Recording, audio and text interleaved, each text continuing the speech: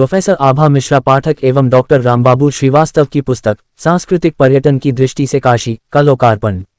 BHU महिला महाविद्यालय में सप्तदिवसीय राष्ट्रीय कार्यशाला का शुभारंभ। काशी की सांस्कृतिक विरासत पर हुआ मंथन। वाराणसी काशी हिंदू विश्वविद्यालय के महिला महाविद्यालय में मंगलवार को सांस्कृतिक विरासत की दृष्टि से काशी विषय पर सप्तदिवसीय राष्ट्रीय कार्यशाला का शुभारंभ हुआ। कार्यशाला की संरक्षिका महिला महाविद्यालय की प्राचार्य प्रो रीता सिंह तथा संयोजिका प्रो आभा मिश्रा पाठक हैं। उद्घाटन सत्र के मुख्य अतिथि काशी हिंदू विश्वविद्यालय के कुलपति प्रो अजीत कुमार चतुर्वेदी रहे, जबकि बीज वक्तव्य प्रो मारुति नंदन प्रसाद तिवारी ने दिया। उद्घाटन सत्र में प्रो रीता सिंह ने अतिथियों एवं प्रतिभागियों का स्वागत किया। प्रो आभा मिश्रा पाठक ने विषय की स्थापना करते हुए काशी की समृद्ध सांस्कृतिक विरासत के विविध आयामों पर प्रकाश डाला। कुलपति प्रो अजीत कुमार चतुर्वेदी ने अपने अध्यक्षीय उद्बोधन में काशी की बहुआयामी सांस्कृतिक पहचान तथा उसके संरक्षण की आवश्यकता को रेखांकित किया। कार्यक्रम में विश्वविद्यालय के रजिस्ट्रार राजन श्रीवास्तव की भी उपस्थिति रही। वक्ताओं ने कहा कि काशी केवल धार्मिक नगरी नहीं, बल्कि भारतीय समाज, संस्कृति, आध्यात्मिकता, कला, संगीत और परंपराओं की जीवंत धरोहर है। और इसमें बहुत अच्छा वक्तव्य हुआ जो पहला उद्बोधन हुआ प्रोफेसर मारुति नंदन प्रसाद जी से, और आगे भी और भी उद्बोधन होंगे। काफ़ी हमारे छात्रों को और हमारे टीचर्स से नई चीज़ें सीखने और सुनने का मौका मिला। मेरा नाम जो है डॉक्टर रामबाबू श्रीवास्तव है और मैं वर्तमान में महिला महाविद्यालय में कार्यरत हूँ और ये मेरी पहली पुस्तक है काशी सांस्कृतिक पर्यटन में काशी। और सर इस पुस्तक का उद्देश्य क्या है? सर इस पुस्तक का उद्देश्य क्या है, क्योंकि काशी पर तो वैसे बहुत सारा काम हुआ है, इसमें मैं पर्यटन से जुड़ा हूँ, इसलिए मैंने काशी में ज़्यादा से ज़्यादा टूरिस्ट आए और उनकी संख्या हो और लोगों को रोज़गार मिले, इसको देखते हुए हमने इसको पर्यटन से जोड़ के एक बुक को मैंने निर्माण कराया है। और इसका उद्देश्य ये है कि इस बुक का जो लोग ज़्यादा से ज़्यादा पढ़ें और इसको काशी के महत्व को समझें और पर्यटन की दृष्टि से यहाँ लोग आएँ। सर काशी की सांस्कृतिक विरासत में स्थानीय कारीगरों, बुनकरों, विद्यालयों और विश्वविद्यालयों में किस तरीके से कार्यक्रम शुरू किए जाने चाहिए? इस कार्यक्रम को शुरू करेंगे, जैसे अभी ये सप्तदिवसीय राष्ट्रीय कार्यशाला हो रहा है, वैसे ही हमारे वीसी साहब ने भी कहा है कि ये इस तरह के कार्यशालाएँ होए और ज़्यादा से ज़्यादा कार्यशाला हो इसके, और मीडिया के द्वारा या मीडिया है अखबारों के द्वारा या ज़्यादा से ज़्यादा इसका प्रचार किया जाए, क्योंकि सभी लोग जानता है कि काशी जो है अपने आप में एक अनोखा शहर है। काशी को कई नामों से जाना जाता है, तो इसके करने के लिए मेरा उद्देश्य है कि प्रमोट करने के लिए ज़्यादा से ज़्यादा कार्यशालाओं का और मीडिया का उपयोग। सर काशी की सांस्कृतिक विरासत पर बढ़ते पर्यटन और व्यावसायीकरण का क्या प्रभाव पड़ रहा है? क्या इसके लिए कोई संरक्षण नीति बननी चाहिए? हाँ, संरक्षण नीति बहुत ज़रूरी है। देखिए जैसे कि अभी हमारे जो माननीय प्रधानमंत्री नरेंद्र मोदी ने जब से ये आपका काशी विश्वनाथ कॉरिडोर बनाया है, तो आप लोग देखिए कि अभी इस साल का इतिहास है कि जहाँ लोग 1 जनवरी या 31 दिसंबर को लोग गोवा जाते थे, इस बार तो वर्ल्ड रिकॉर्ड है कि करोड़ों लोग केवल देखने के लिए आए। तो इस पर्यटक की दृष्टि से देखा जाए तो यहाँ बहुत पर्यटक आया था, रोजगार के अवसर भी बढ़ रहा है। तो अब जो है गवर्नमेंट ने भी अब यहाँ पे क्या किया कि कई जैसे ITFD ट्रेनिंग प्रोग्राम गाइडों का वो करा रहे हैं, तो ज़्यादा से ज़्यादा लोगों को गाइड बनाया जा रहा है, जिससे कि बाहर के जो भी हमारे पर्यटक आए या देसी हो विदेशी हो, तो उनको कोई प्रॉब्लम ना हो काशी के बारे में जानने के लिए, और लोगों को रोज़गार भी मिल रहा है। सर एक आखिरी सवाल, डिजिटल तकनीक और AI के माध्यम से काशी की प्राचीन सांस्कृतिक विरासत को आने वाली पीढ़ियों के लिए कैसे सुरक्षित किया जा सकता है, जो इस समय AI का ज़माना चल रहा है? हाँ, AI के आने से तो और अच्छा हो गया ना। पहले क्या था कि अभी AI के आने से क्या है कि अगर हम इसको काशी की जो भी गलियां हैं, काशी के शहर हैं, काशी की जो प्राचीन परंपराएं हैं, काशी के जो लोक नृत्य हैं, संगीत है, जैसे अभी सर ने यहाँ पे वार्ता में बताया कि यहाँ की जो मिठाइयाँ हैं, ये सब चीज़ों को तो आप तो AI के द्वारा इसको प्रमोट करना चाहिए, क्योंकि सभी लोग जानते हैं कि अब लगभग हर जो पुरानी विरासत है हर जगह नष्ट हो चुकी है, केवल काशी ही है। काशी में लोग इसकी पुरानी विरासत, इसकी पुरानी गलियों के लिए ही यहाँ आते हैं। तो हमें एआई के माध्यम से इसको प्रमोट करना चाहिए और हम ये गुजारिश करेंगे, लोगों से भी करेंगे, गवर्नमेंट से भी करेंगे कि जो पुरानी हमारी विरासत है, जो पुरानी गलियां हैं, जो उसको वैसे ही बने रहने दें। उसको मतलब गवर्नमेंट भी या हमें भी संरक्षित रखना है। जैसे भी सारनाथ को आपको शायद मालूम होना चाहिए, यूनेस्को ने में अपने इसमें लिस्ट में शामिल कर लिया। तो ये हमारे काशी के लिए बहुत गौरवान्वित बात है। आज कार्यक्रम के मुख्य अतिथि कौन रहे? प्रोफेसर अजीत चतुर्थी वाइस चांसलर थे हमारे। क्या संदेश होगा समाज के लिए? उनका सर, आपका क्या संदेश होगा समाज के लिए?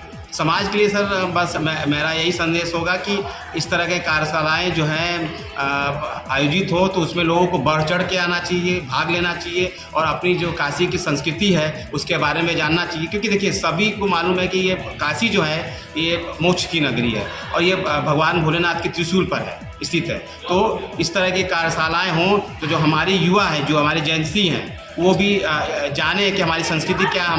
हमारे यहाँ काशी में आज भी चाहे वो बूढ़ा हो, चाहे वो बुजुर्ग हो, चाहे वो जैसा भी हो, उसको जो रिस्पेक्ट मिलता है, सम्मान मिलता है, जो मतलब विरासत है। अब खासकर हमारे यहाँ जो काशी हिंदू विश्वविद्यालय में यहाँ के जो हमारे छात्र जो हैं, यहाँ जो स्टूडेंट हैं, उनका भी आप इंटरव्यू लीजिए, आप पता करिए। तो आज जो गुरु शिष्य की जो परंपरा है वो केवल और केवल काशी में ही देखने को मिलती है।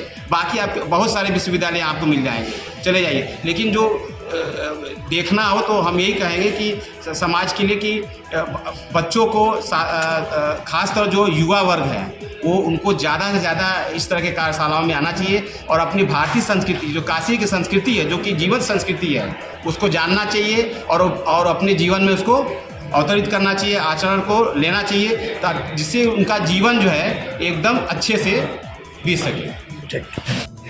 मैं आभा मिश्रा पाठक हूँ और प्रोफेसर हूँ कला इतिहास विभाग, हमारा जो महिला महाविद्यालय की इकाई है यहाँ पर। और यहाँ पर इस वक्त मैं विभाग इंचार्ज भी हूँ। ये जो सप्तदेशीय राष्ट्रीय कार्यशाला है जी, क्या है ये सांस्कृतिक विरासत की दृष्टि से काशी? देखिए आप सभी जानते हैं विरासत का अर्थ क्या होता है। पीढ़ी दर पीढ़ी जो कला, कौशल, परंपरा, जीवंतता हमारी हस्तांतरित होती है माता पिता से बच्चों को, फिर उनके बच्चों को, ये लंबे समय तक विरासत जो है हमारी इस तरह संभाली जाती है और इसे ही विरासत कहते हैं। ये अमूर्त अमूर्त दोनों होती है और अमूर्त और मूर्त दोनों विरासतों की दृष्टि से काशी बहुत महत्वपूर्ण है। चाहे यहाँ की कला हो, परंपरा हो, शिक्षा हो, संगीत हो, गायन हो, मेले हों, त्यौहार हो, खान पान हो, वेशभूषा हो, सभी अपने आप में अनूठा है। यहाँ की जीवन शैली जो है वो एकदम अद्भुत है और हमने ये प्राचीन काल से संभाल के रखी हुई है। क्या विचार आया आपके मन में ये सांस्कृतिक विरासत? क्योंकि मैं काशी से जुड़ी हूँ, काशी की धरती पर ही मेरा जन्म हुआ है और मैंने काशी पर अब तक 3 किताबें लिखी हैं।